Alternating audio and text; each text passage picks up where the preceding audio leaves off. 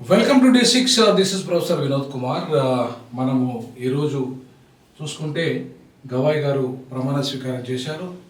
మన గౌరవ రాష్ట్రపతి ముర్ము గారి ఈ చేతుల మీదుగా 52వ సీజీ ఆఫ్ ఇండియా. అంటే ఈ దేశంలో ఇప్పటివరకు 51 మంది అయ్యారు. ఆ 51 మందిలో ఒకరు దళితుడయ్యారు. మొదటి దళితుడు కేజీ బాలకృష్ణన్ కాగా ఇక రెండవ దళితుడిగా మనకు చరిత్రలో నిలబడ్డాడు మన బిఆర్ గవాయ్ గారు. సో జస్టిస్ బిఆర్ గవాయ్ గారు వారు అనేకమైన సంచలనాత్మకమైన తీర్పులకు నాంది పలికారు. ఇంక్లూడింగ్ ఈ మధ్యకాలంలో వర్గీకరణ కూడా ఒక చాలా డిబేటబుల్ ఇష్యూగా జరిగింది. దాంట్లో ఆయన పాత్ర చాలా కీలకమైంది. అంతేకాకుండా గతంలో ఇంకా ఎన్నికల సంస్కరణ విషయంలో అయితేనేమి, ఆర్థిక సంస్కరణ విషయంలో అయితేనేమి, కేంద్ర రాష్ట్ర ప్రభుత్వాల మధ్య సంబంధాల విషయంలో అయితేనేమి, బ్లాక్ మనీ విషయంలో అయితేనేమి, ఇలా అనేక రకాల సంచలనాత్మకమైన తీర్పులలో ఆయన పాత్ర ఉంది. సో కాబట్టి జస్టిస్ గవాయ్ గారు మహారాష్ట్రలో ఆయన పుట్టారు, మహారాష్ట్రలో పెరిగారు. ఆయన మహర్ కమ్యూనిటీ అంటే బాబాసాహెబ్ అంబేద్కర్ కమ్యూనిటీ నుండి వచ్చారు. సో వారు అథవాలే కుటుంబం ఏదైతే ఉందో వారంతా కూడా వీరంతా చుట్టాలంతా ఈ సామాన్య కుటుంబ నేపథ్యం ఏం కాదు. ఈ కుటుంబం మొదటి నుండి కూడా రాజకీయాల్లో ఉన్నారు. అలాగే ఈ కుటుంబం ఉన్నతమైన పదవులు కూడా అనుభవించారు.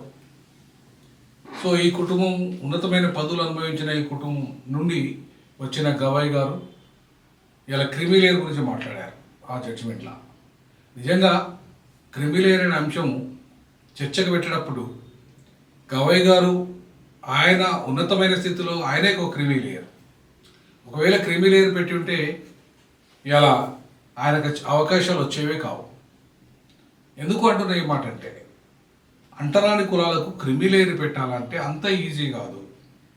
అంటిలల్లే సంటరానితనం పోనంత వరకు వాళ్ళ సామాజిక వెనుకబాటు, ఆర్థిక వెనుకబాటు ఒకవేళ పోయినా సరే సామాజిక వెనుకబాటు పోదు. సో కాబట్టి సామాజిక వెనుకబాటే ప్రాతిపదిక రిజర్వేషన్లకి. సో రిజర్వేషన్ల ప్రాతిపదికనే నువ్వు సామాజిక వెనుకబాటు పక్కన పడేసి ఆర్థిక వెనుకబాటు తీసుకొస్తే దీనికి అర్థం లేకుండా అవుతుంది. సో కాబట్టి ఈ అంటరాని కులాలకు సంబంధించిన వాళ్ళు ఏ మతంలో ఉన్నా, అది హిందూ మతంలో ఉన్నా, అది క్రైస్తవ మతంలో ఉన్నా, ఇస్లాంలో ఉన్నా, అది బౌద్ధ మతంలో ఉన్నా, అది సిక్కు మతంలో ఉన్నా, మరే మతంలో ఉన్నా కూడా అంటరాని కులాలు ఇప్పటికీ వివక్షతను అన్ని రకాలుగా ఎదుర్కొంటున్నారు. అంటరాని కులాలు ఈ అణచివేతను ఎదుర్కొంటున్నారు. అంటరాని కులాలు ఇవాళ హత్యలకు గురవుతున్నారు, అవమానాలకు గురవుతున్నారు. భూమి లేని నిరుపేదలుగా 95% ఇప్పటికీ ఉన్నారు. అలాగే సంపద లేదు వాళ్ళ చేతిలో అధికారం లేదు వాళ్ళ చేతిలో. కాబట్టి ఇవాళ ఇన్ని రకాలుగా అణచివేతకు గురవుతున్న కారణానికి ప్రధాన కారణం అంటరానితనం, వెలివేత.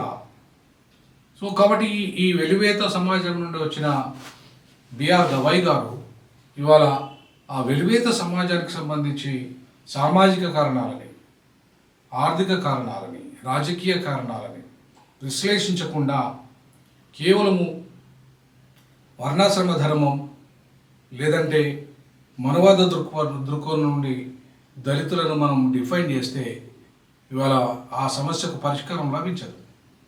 సో కాబట్టి దళిత సమస్యకు, ముఖ్యంగా అంటరాని సమస్యకు పరిష్కారం ఏంటంటే ప్రధానంగా కుల నిర్మూలన. బాబాసాహెబ్ అంబేద్కర్ ఈ విషయాన్ని ఎప్పుడో చెప్పాడు, 100 ఏళ్ల క్రితమే చెప్పాడు. సో కుల నిర్మూలన దిశగా ఇవాళ అడుగులు వేయకుండా, లేదంటే కుల వివక్షతను నిర్మూలించకుండా, సో కుల వివక్షత కులం ఉన్నంతకాలం ఉంటుంది కాబట్టి కుల నిర్మూలన అంతిమ పరిష్కారం కాబట్టి బాబాసాహెబ్ అంబేద్కర్ కూడా అదే చెప్పాడు కాబట్టి, సో అంబేద్కర్ వారసునిగా వచ్చిన గవాయ్ గారు ప్రధానంగా కుల నిర్మూలన ఎజెండా వైపు తన తీర్పులను పెట్టాల్సిన బాధ్యత ఉంది, అణచివేత నిర్మూలన వైపు. అందుకే గవాయ్ గారు ఒక మాట అన్నారు, రాజ్యాంగమే సుప్రీం. అది చాలా అద్భుతమైన మాట. నిజంగా రాజ్యాంగమే సుప్రీం. న్యాయ వ్యవస్థ కాదు, శాసన వ్యవస్థ కాదు, కార్యనిర్వాహక వ్యవస్థ కాదు, రాజ్యాంగమే సుప్రీం.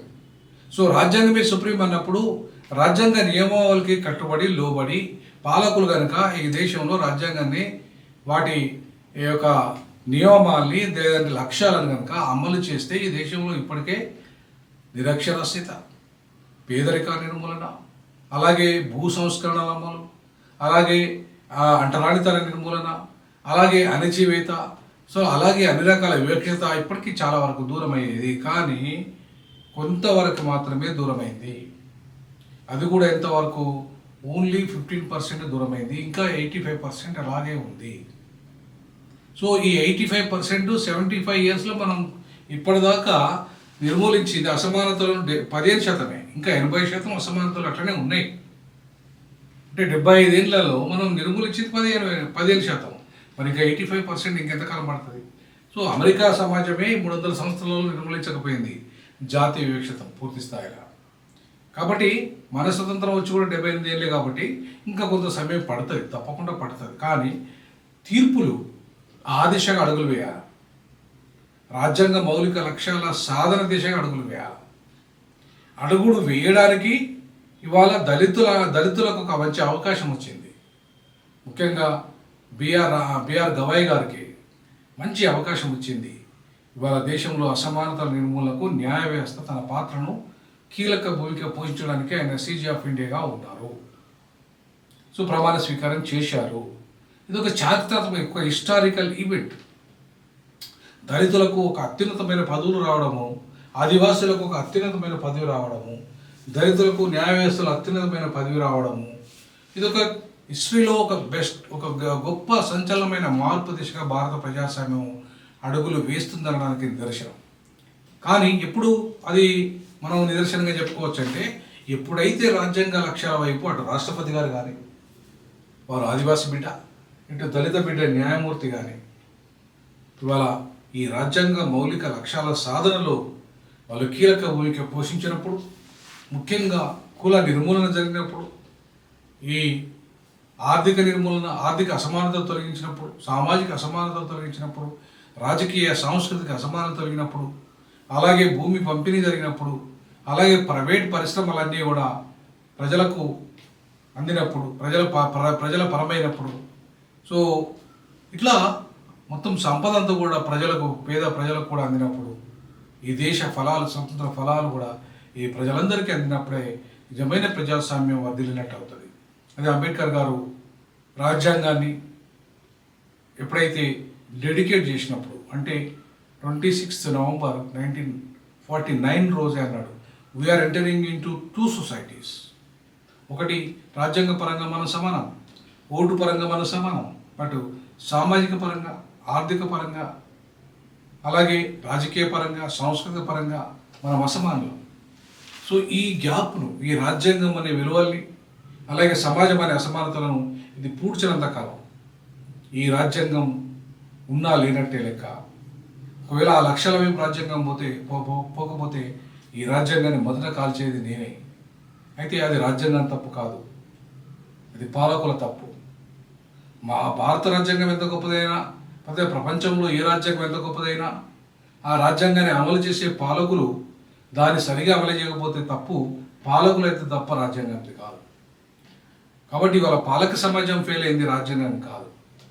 కాబట్టి రాజ్యాంగాన్ని పరిరక్షించాల్సిన రాష్ట్రపతి గారు కానీ, రాజ్యాంగ మౌలిక లక్ష్యాలలో ఎక్కడైనా తప్పు జరిగితే, ఆ సాధనలో తప్పు జరిగితే దాన్ని సరిచేయాల్సిన న్యాయ వ్యవస్థ కానీ, తప్పకుండా రాజ్యాంగం అనే సుప్రీం లా ఏదైతే ఉందో దాన్ని గౌరవించినప్పుడు, రాజ్యాంగమే సుప్రీం అని వాళ్ళ శాసనకర్తలు కూడా, ప్రధాని మోడీ గారు కావచ్చు, క్యాబినెట్ కావచ్చు, రాష్ట్రంలో ముఖ్యమంత్రులు కావచ్చు, గవర్నర్లు కావచ్చు, ఏ వ్యవస్థలో ఉన్న వాళ్ళైనా సరే, ఇంక్లూడింగ్ దేశ పౌరులు కూడా భారత రాజ్యాంగమే సుప్రీం అనే విషయాన్ని గమనించాలి. స్వయంగా జస్టిస్ గవాయ్ గారే ఆ మాట స్వయంగా చెప్పడం జరిగింది. కాబట్టి చాలా సంతోషము ఖన్నా గారు పదవి విరమణ తర్వాత ఏ పదవులు తీసుకోవాలని చెప్పేసి మాట్లాడడం, అలాగే గవాయ్ గారు కూడా పదవి విరమణ తర్వాత నేను ఏ పదవులు, ప్రభుత్వ పదవులు తీసుకోవాలని చెప్పేసి ఆయన కూడా చెప్పడం, దీన్ని స్వాగతిద్దాం. కాబట్టి ఏది ఏమైనప్పటికీ హిస్టరీలో మరొక చారిత్రాత్మకమైన ఘట్టం మొదలైంది. అది జస్టిస్ బిఆర్ గవాయ్ గారు 52వ భారత ప్రధాన న్యాయమూర్తిగా ప్రమాణ స్వీకారం చేయడం. దాన్ని ఒక హిస్టరీలో మనం కేజీ బాలకృష్ణన్ మొదటి దళితుడైతే రెండవ దళితుడిగా ఆయన తన సమర్థతను నిరూపించుకోవడానికి ఒక మంచి అవకాశం. ఆ అవకాశం ఈ రాజ్యాంగ మౌలిక లక్ష్యాలని సాధించే దిశగా అడుగులు వేయాలని, రాజ్యాంగమే సుప్రీం అని చెప్తున్న జస్టిస్ గవాయ్ గారి ఈ రాజ్యాంగ మౌలిక లక్ష్య సాధనలో తన వంతు పాత్ర కీలక భూమిక పోషించాలని, గత తీర్పులో ఎట్లయితే కీలక భూమిక పోషించారో వచ్చే తీర్పుల్లో కూడా వారి ముద్ర ఉండాలి. సమాజ నిర్మాణం ఈ రాజ్యాంగ మౌలిక లక్ష్య సాధన వైపు వెళ్ళే దిశగా అడుగులు వేయాలని చెప్పేసి 360 డీజాకు భావిస్తుంది. జస్టిస్ బిఆర్ గవాయ్ గారికి అభినందనలు తెలియజేస్తుంది. జై భీమ్, జై పులే, జై పెరియార్.